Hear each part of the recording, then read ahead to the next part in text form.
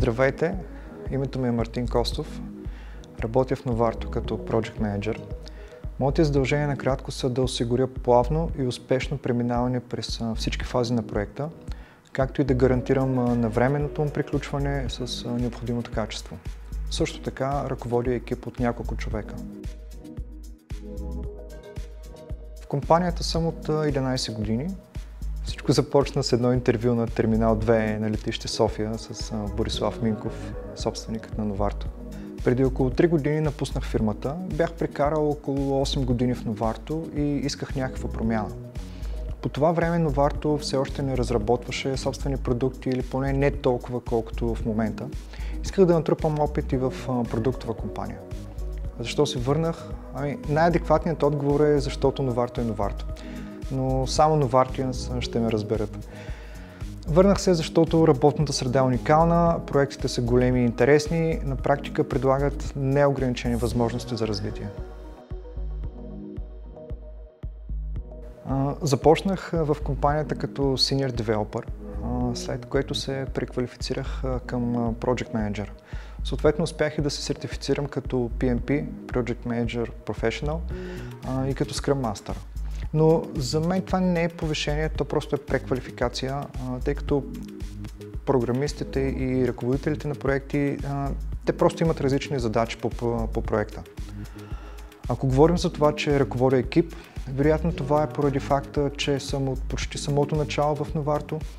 Не просто съм наясно с целите на компанията и благодарение на опита ми, просто имам представа как да помогна за развитието на екипа в професионален план. Да, проектите в Novarto са страшно интересни.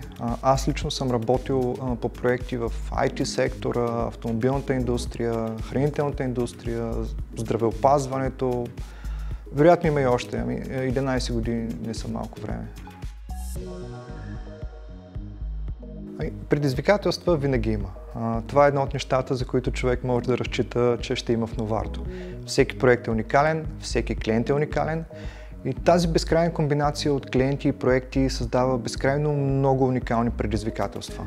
Понякога всичко се преодолява просто с турборежим на soft skills, понякога решението, от което има нужда клиента, просто не съществува и има основателна причина да е така.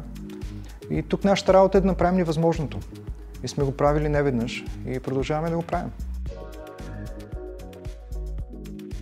Ако трябва да избера едно нещо, което харесвам в Novarto, това е, че шансът човек да скучае в Novarto е пренебрежително малък.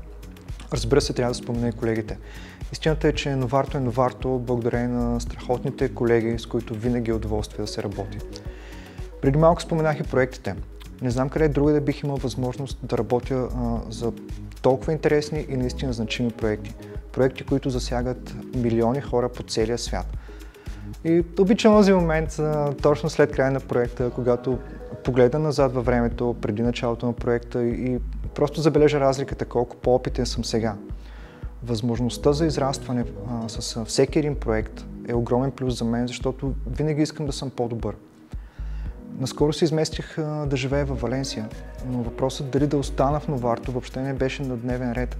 Наясно съм, че там или където и да е, няма да намеря компания, която да ми осигури възможностите, които имам в Novarto.